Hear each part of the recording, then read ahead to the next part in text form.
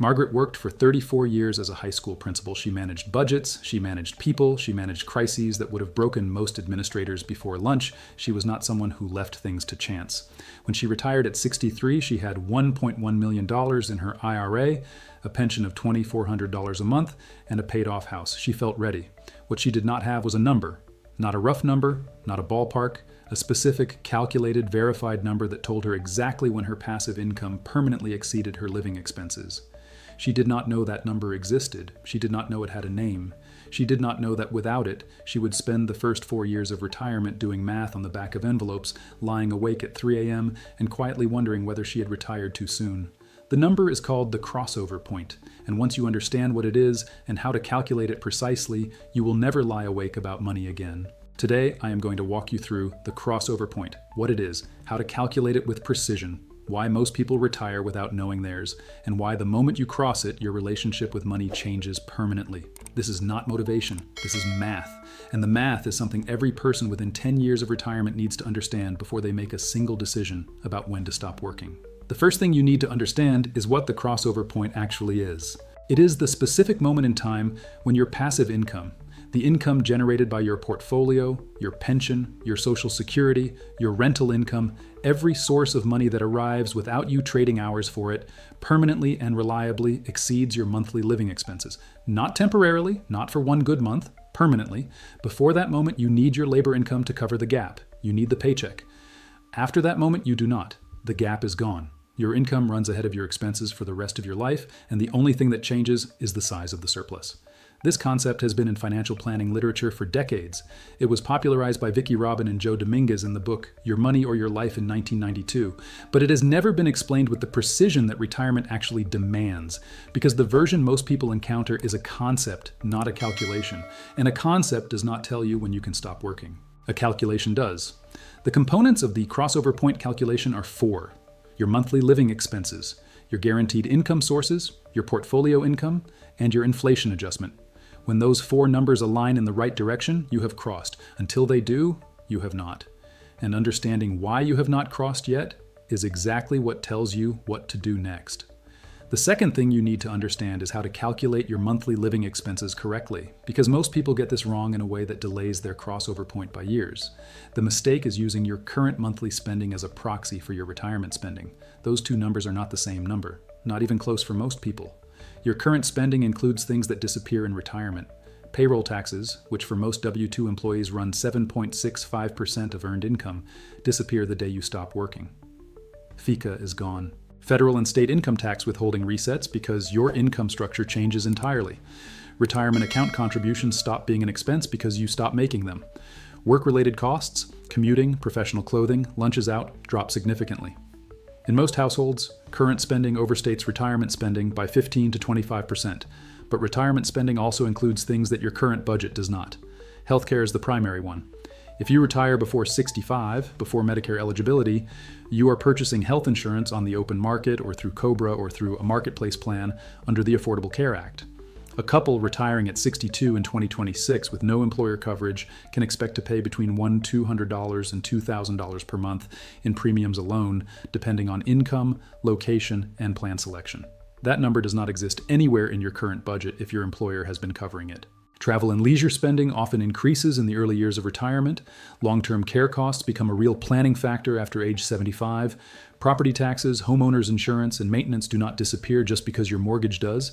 The correct approach is to build a retirement-specific monthly budget from scratch. Use 3 categories: fixed and predictable expenses, housing costs, insurance, utilities, food, variable discretionary expenses, travel, entertainment, dining, hobbies, and irregular large expenses, home repairs, vehicle replacement, healthcare surprises, which you annualize and divide by 12 to get a monthly reserve figure. When you add those 3 categories together, you have your true monthly retirement spending number. For the crossover point calculation, call that number E. Write it down. This is the number your passive income must permanently exceed. The third thing you need to understand is how to calculate your passive income side of the equation, because this is where the crossover point becomes real or stays theoretical. Passive income in retirement comes from 5 potential sources: Social Security, pension income, portfolio distributions, rental income, and annuity income if you have converted a portion of your assets. Social Security is the most misunderstood of the 5. The amount you receive depends on 3 things: your earnings history, your claiming age, and your marital status. Claiming at 62 in 2026 gives you a permanently reduced benefit, up to 30% less than your full retirement age benefit for people born in 1960 or later, whose full retirement age is 67. Claiming at 70 gives you a benefit that is 24% higher than your full retirement age amount because delayed retirement credits accumulate at 8% per year between 67 and 70. For the crossover point, the Social Security decision is one of the most consequential inputs in the entire calculation. A person with a full retirement age benefit of $2,800 per month receives $1,260 at 62 and $3,272 at 70. The difference is $1,512 per month for the rest of their life. That single decision moves the crossover point by years. If you are married, the calculation becomes more complex because of survivor benefits. The higher earning spouse's benefit becomes the survivor benefit when one spouse dies. Maximizing the higher earner's benefit by delaying to 70 protects the surviving spouse's lifetime income.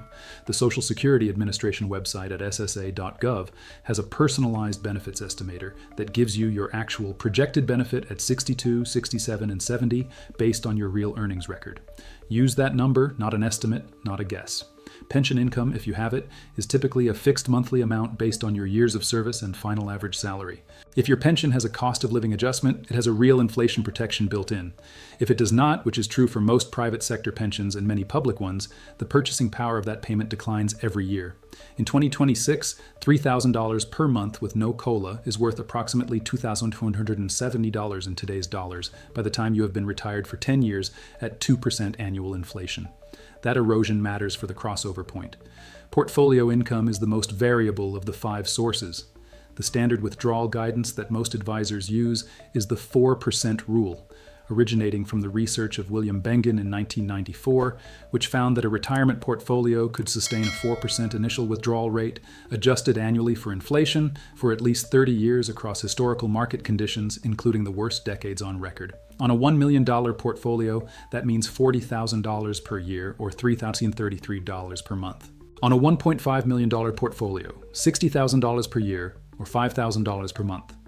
More recent research has refined this number. The Morningstar Center for Retirement Research published analysis in 2023 suggesting that for a 30-year retirement horizon in the current environment, a 3.8% initial withdrawal rate is more conservative and appropriate for people retiring in their early 60s. For a 40-year horizon, someone retiring at 55, some researchers recommend 3.3 to 3.5%. For the crossover point calculation, use the withdrawal rate that corresponds to your expected retirement length. Be conservative. A rate that holds up for 40 years is more useful than one that fails in year 28. Take your total investable assets, not your home, not your car, your liquid and semi-liquid financial assets, multiply by your chosen withdrawal rate, and divide by 12. That is your monthly portfolio income number. Add Social Security, pension, portfolio, rental, and annuity income together. That total is P, your passive income number. The crossover point is the moment P exceeds E, permanently. The fourth thing you need to understand is the inflation adjustment, because without it, the crossover point calculation has an expiration date. Inflation does not stop at retirement. Your expenses will be higher in 10 years than they are today. If your passive income does not grow at least as fast as your expenses grow, you will cross the crossover point temporarily and then fall back behind it. That is not the crossover point, that is a brief window. The protection against inflation is built differently for each income source. Social Security has an annual cost of living adjustment tied to the Consumer Price Index for urban wage earners, known as CPIW. In 2025, the COLA was 2.5%. In 2024, it was 3.2%. In 2023, it was 8.7%. Social Security COLA is imperfect inflation protection, but it is real. Your portfolio, if properly structured with a mix of equities and inflation-sensitive assets, can grow in real terms over time. Rental income typically rises with local housing markets. A fixed pension with no COLA does not keep pace. For the crossover point to be permanent, you need at least some of your passive income to grow. If the majority of your passive income is fixed, you need to either hold a larger portfolio, delay claiming Social Security, or accept that you will need to revisit the calculation every 5 years to confirm you have not drifted back below your expenses. The practical approach is to calculate 2 versions of the crossover point. Version 1 uses today's numbers. Version 2 inflates your expenses by 2.5% annually for 15 years and asks whether your passive income sources, with their respective growth rates, still exceed those inflated expenses. If both versions show P exceeding E, your crossover point is robust. If only version 1 holds, you need more income, a lower withdrawal rate, or a later claiming date. The fifth thing you need to understand is what happens to most people who never calculate their crossover point precisely. They retire based on an asset number. They hear that 1 million or 2 million is enough, and they target that number. The problem is that an asset number tells you nothing without knowing your expense number, your income timing, and your inflation exposure. Two people can both have $1.2 million and have completely different crossover points, separated by a decade, based entirely on when they claim Social Security, whether they have a pension, and what their actual monthly expenses are. Richard retired at 64 with $1.3 million in his 401k and a Social Security benefit he planned to take immediately. He had no pension. His monthly expenses were $7,400, including health care for himself and his wife before Medicare. His Social Security at 64 was $2,600 per month. His portfolio at 4% generated $4,333 per month. His total passive income was $6,933. His monthly expenses were $7,400. He was $467 short every single month. He had not crossed, he was close. But close is not across. He did not realize this until the third year of retirement, when he had been drawing down the portfolio principal to cover the gap and watched his account balance fall below $1.1 million. His financial advisor had never shown him the crossover point calculation. He had been told he was fine to retire. Fine to retire is not the same as crossed. The fix for Richard was available before he retired and would have taken two forms. Option 1, delay Social Security by 36 months to age 67, the full retirement age, where his benefit would have been $3,280 instead of $2,600, closing the gap entirely. Option 2, reduce monthly expenses by $467, which was achievable by eliminating one category of discretionary spending. He had both options available before he retired. Nobody ran the numbers with him. If this is helping you understand what you need to calculate before you make your retirement decision, hit the like button right now and share this with any retiree you know who is heading into that transition without a specific number. Subscribe and turn on the bell so you never miss a video like this one. Here is your action checklist for calculating your personal crossover point. For expenses, build your actual retirement budget from scratch using the 3-category framework: fixed predictable, variable discretionary, irregular large divided by 12. Add healthcare explicitly if you are retiring before 65. Do not use your current paycheck budget. That is the wrong number. For Social Security, go to SSA.gov and pull your personalized benefits estimate. Write down your benefit at 62, 67, and 70. Run the break-even calculation. At 8% delayed retirement credits per year between 67 and 70, the break-even point for delaying from 67 to 70 is approximately age 82 to 83. If you have a family history of longevity, delaying is almost always the correct decision. For portfolio income, take your total liquid investable assets. Multiply by 0.038 if you expect a retirement of 30 or more years. Divide by 12. That is your monthly portfolio income figure. For inflation, run the calculation twice. Once with today's numbers, once with your expenses inflated at 2.5% per year for 15 years, and ask whether your income sources still keep pace. For the crossover point itself, add all passive income sources.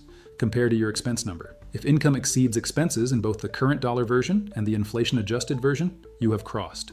If not, the gap tells you exactly what needs to change and by how much.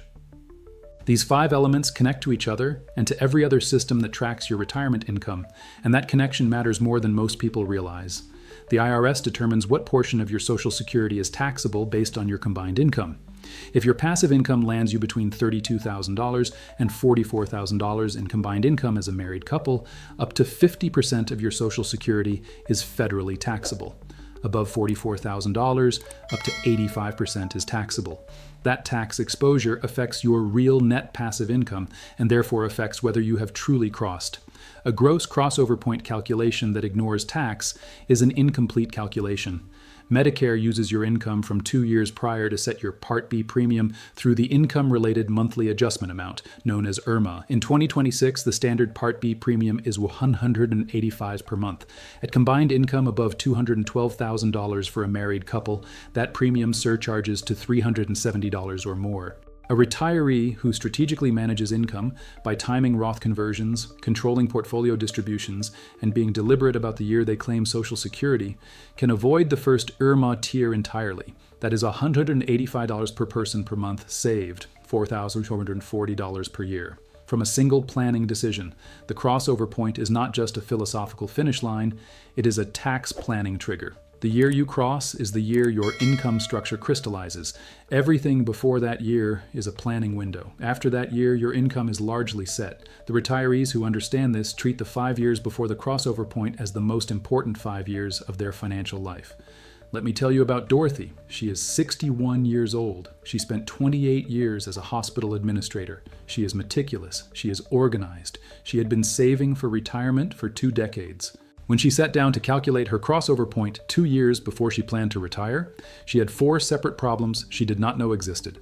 Her expense number was $6,800 per month, but she had been using $5,900 because she had not included the full cost of pre-Medicare health care. Her Social Security benefit at 63 was going to be $2,210, but at 67, it would be $3,050. A difference of $840 per month for the rest of her life. Her portfolio of $980,000 at 4% generated $3,167 per month, but the correct withdrawal rate for a 35-year retirement was 3.8%, producing $3,130. And she had never run the inflation-adjusted version of the calculation, which showed that her income sources, with no COLA on her small pension, would fall behind her expenses by age 79. In today's numbers, she looked fine. 4 years out, she had not crossed. The 2-year planning window saved her.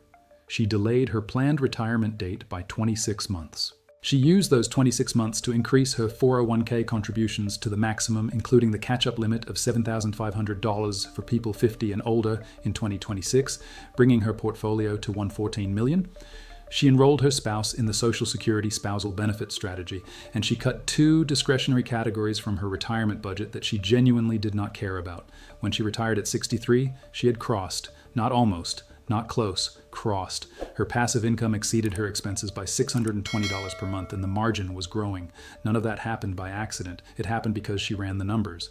Here is one practical step you can take this week that most people never take. Sit down with your most recent Social Security statement from SSA.gov, your latest 401k or IRA balance, and your last 3 months of actual spending records. Calculate a rough version of your crossover point right now, today, using the formula: passive income minus monthly expenses. If the number is positive, you need to verify that it holds under the inflation-adjusted version. If the number is negative, you now know exactly how large the gap is and exactly what levers move it. Claiming age, portfolio size, expense reduction.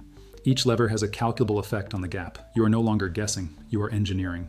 Margaret, the principal from the beginning of this video, eventually hired a fee-only financial planner who sat down with her and ran the full calculation. It took 2 appointments and a spreadsheet. What they found was that she had actually crossed.